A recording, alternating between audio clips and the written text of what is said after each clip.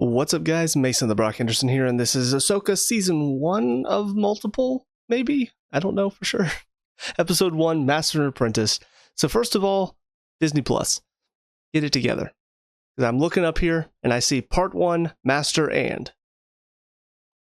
That's all I see. How am I supposed to know there's more title there? I mean, I know Master and doesn't make sense as a full title, but now every single one of these titles, I'm looking at it going, is that the whole title? I don't know. So thank you for doing that to me. But anyways, getting into this, I was super excited to see Ahsoka because I really liked Rebels. And when I heard this was essentially kind of a continuation of that story, but with more focus on Ahsoka and Sabine, I liked it. I was excited to see more. I like Ahsoka as a character. She's one of my favorite characters since Disney took over. So, and Rebels, in my opinion, was probably, I would say, just under Clone Wars as far as the best show that they've put out. So yeah, I was very, very excited to see what they were going to do with this. So, not going to say it's flawless. There definitely were problems, but getting into the first part to talk about is the casting. Because anytime you're taking something from animation into live action, casting is kind of a big deal because you want to make sure you do these characters well. And I like most of them. I think the only one that I have a little bit of an issue with, and maybe as the season goes on, it'll grow on me a little bit more, but I do think Mary Elizabeth Winstead as Hera doesn't quite feel right. And I don't know if that's because I'm so used to seeing her in some of the other roles. Because when I hear Hera's voice from the show, from Rebels, she has a much more motherly sounding voice. She was basically the mother on the Ghost, in my opinion. So that's what I want to see, is a kind of motherly figure. And unfortunately, Mary Elizabeth Winstead does not really have that voice, in my opinion. Again, maybe it'll grow on me, but I mean, I look at her and I see, what is it, Ramona from Scott Pilgrim's versus the World, Sky High, Fargo. Like that's what I'm hearing in her voice right now, and those characters that she played were not motherly characters. So maybe the more I see her as Hera, maybe I'll start to disassociate her from those roles. But that's kind of the only issue I have, and it's not her fault. I just don't know if she was cast correctly here. As far as the story goes in this one, I'm a little unsure. It has been a little while since I've seen Rebels, and to be perfectly honest, I mean, my mind sometimes does not hold on to information that well. So I'm unsure about the events at the end of Rebels to now, because I know there's that connection there between Ahsoka and Sabine. I know Ahsoka at the end of Rebels went to talk to Sabine, and in this one, they do suggest that she tried to train Sabine at some point. But I also do remember before there was a point, I can't remember who was training her, but I feel like there was somebody that was trying to train her. And I don't remember if that was Ahsoka or not. So that's, I hate it whenever my brain does this and I don't really retain the information I need going into something that requires me to have that information. Maybe they'll explain a little bit further. Maybe we'll get some flashbacks. But yeah, clearly the end of Rebels and now I think there's been a little bit more time in between that section. So I would like some more information as far as that's concerned. I'd rather not have to go back and watch like the final season of Rebels to get caught back up in my mind and reminded of what happened. But I might have to. We'll see after. I'll probably do 3 episodes, and if I'm still not remembering what happened, I might have to go back and watch that season to remind myself. But I think the story overall is fine. I think how they're setting it up, we do know from, I think it was Mandalorian, they talked about going to find Thrawn. So we know that's already been in the works. It's something they're suggesting the New Republic, or not the New Republic, the New Empire that becomes the First Order. I'm assuming we know that that's their plan. They want to find him to basically restart the Empire again. So I think it's a good setup for this show, because we also know Ezra is out there as well with him probably. So yeah, I'm excited to see where that all leads. Excited to see live action Thrawn and maybe a live action Ezra. I know we got a little hologram of him in this episode, but I want to see more of him. I want to see what they're going to do with him in live action. I will say one of the issues that I did have throughout most of this episode, and honestly, this has kind of been an issue with most of the live action Star Wars shows, is the pacing. Because I understand, you want to take your time, you want to let things build. I get that. But at the same time, you have to make it interesting. And I think the best example of this is whenever you're watching Sabine try to figure out the key. I think the start of it is fine because we're watching her try to piece it together. We're watching her kind of look at it from different angles, look at the hologram, try to see how it fits together and all that. And then she finally figures it out. And I think that buildup is fine. The problem is after she figures it out, we're still stuck there for a little while because we have this moment where she sees the symbol in the city. She finds the symbol on the key, and then we have to hold on that so we, the audience, can see, hey guys, see the symbol here? It's right there. This symbol? Right there. It was probably like 10 seconds we were holding on that one shot. And so then she starts to spin it, and you would think, oh, okay, cool. So you spin it, you match it, you make the symbol. Got it. But it turns into spin, spin, spin, click. Spin, spin, spin, click. Spin, click. And there's no need for that. As soon as you spin the top, we know what's happening. We understand what she's trying to create there. So why do you have to sit there and add an extra like 20 seconds just watching the thing spin on each side? It's unnecessary. The same thing happened at the beginning of the episode when Ahsoka's solving the puzzle inside of the little tomb of the Night Sisters or whatever. We see her spin the top part of the first one, lights up the thing on the wall. Okay, we get it. And now we have to watch her walk around, go to the other one, and then she spins that one, and click, and then the thing lights up, and then she walks over to the other one. And it's too much of that. You know, it's one thing to watch a character figure out a puzzle. It's another thing to watch them then take time to solve the puzzle when we already know the solution. We just want to see them get to the end of solving the puzzle. That's where I feel like the pacing is having its issue, though, is trying to figure out what parts to extend.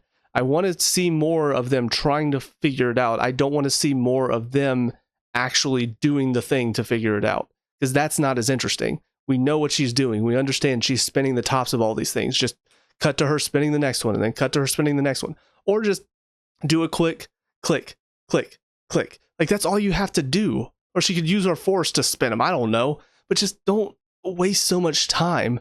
Because that first scene, I think it lasted like 5 minutes, and it really only should have been, maybe it could have been 5 minutes if it was more of her looking around the room and trying to figure out where the solution is, and then she comes upon the pillars, and that's when she's like, oh, okay, this spins.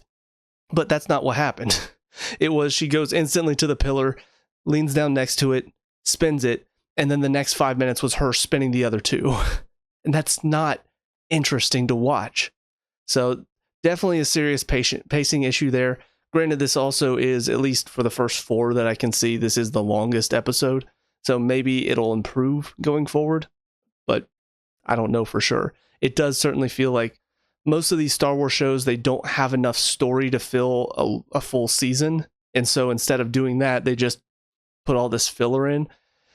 And sometimes it's filler stories that are not interesting. Sometimes it's filler scenes that just kind of don't add anything to it. It's just us watching characters do something that we are not that interested in.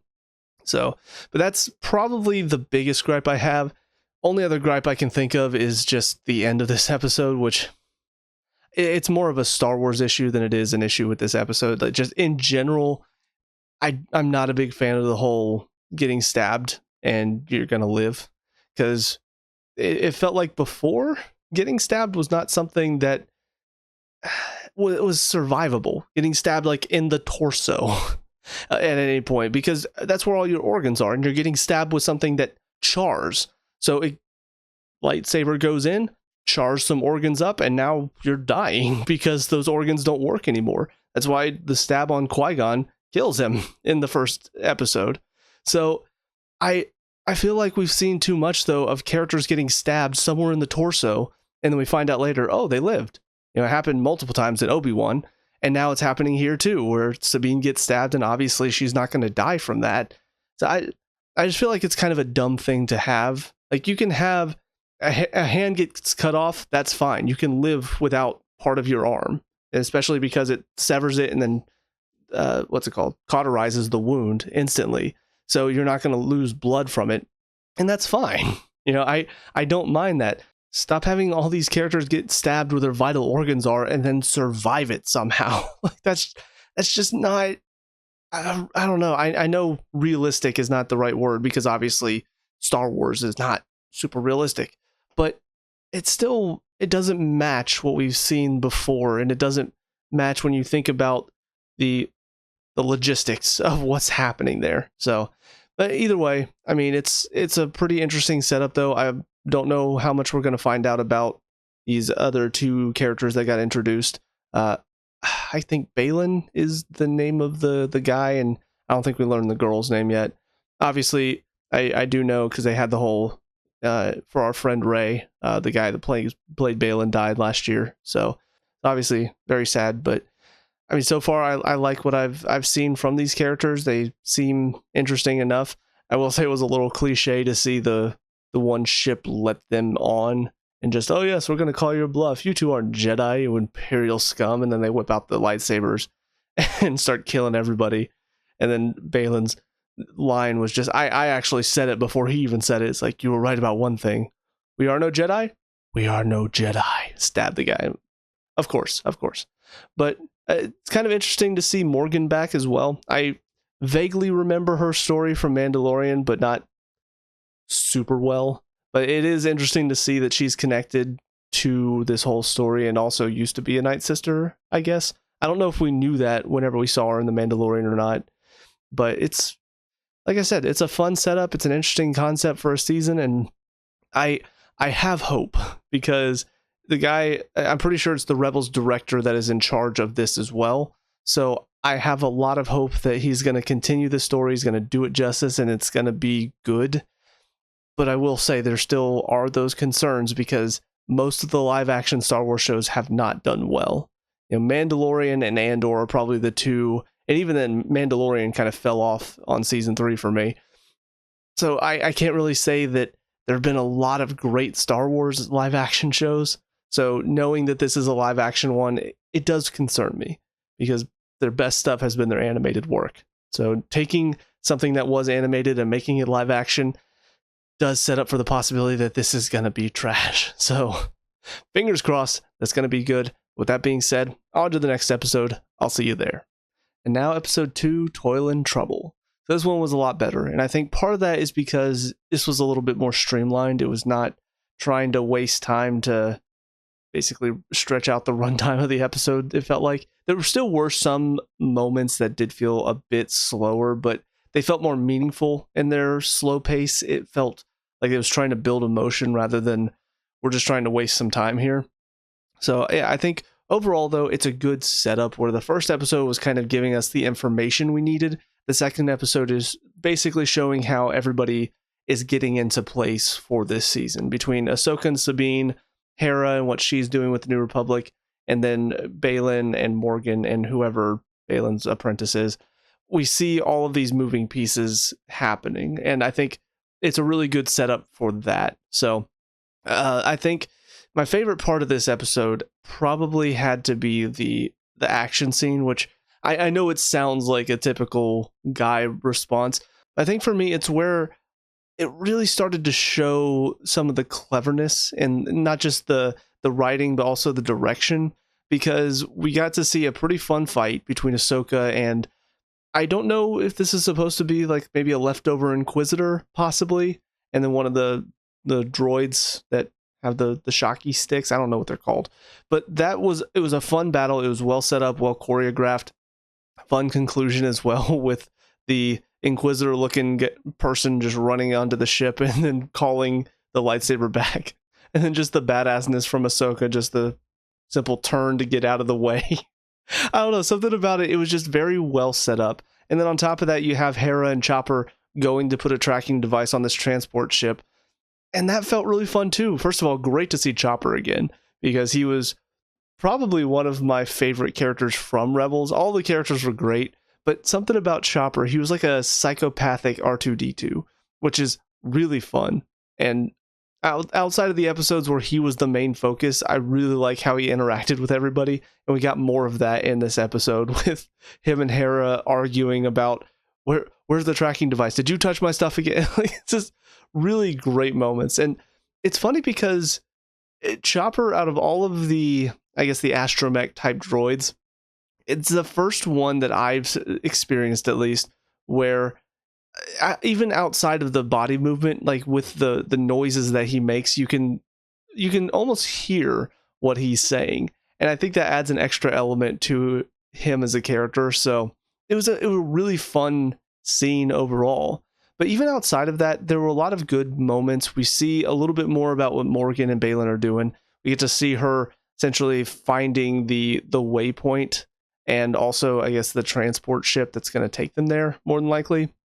And I'm curious. I hope they have an answer, because whenever Balin asked about what this whole thing was, she said, "Oh, this was set up by an ancient people from a distant galaxy," or something like that. And I really hope that's not just the lazy writer's way of being like, it's just an ancient people. That's all you need to know.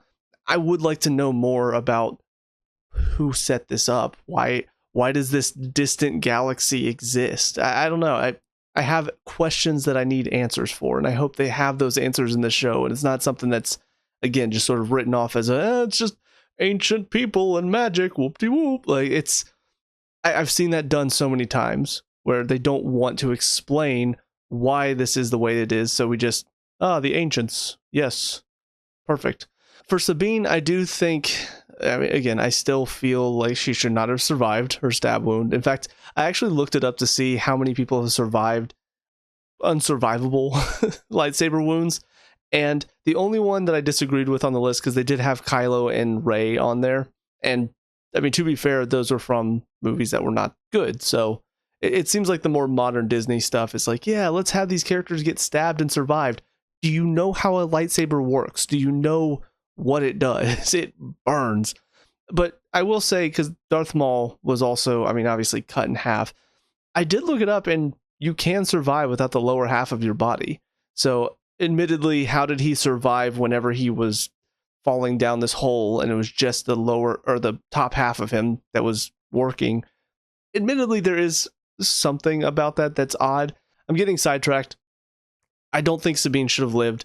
It was a clear stab wound into the midsection, into her internal organs, and she's still alive.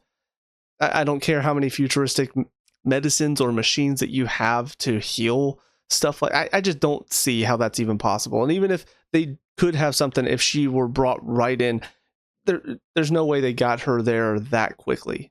I mean, she was all the way out on near her little building, just so far away from the city. It would have been like a probably 10-minute flight to get back to the city. So no, she should not be alive. But I will say I do kind of like what they've done with her character, showing that she wasn't quite ready to come back and work with Ahsoka yet, but she felt like it was Ahsoka that didn't want her back.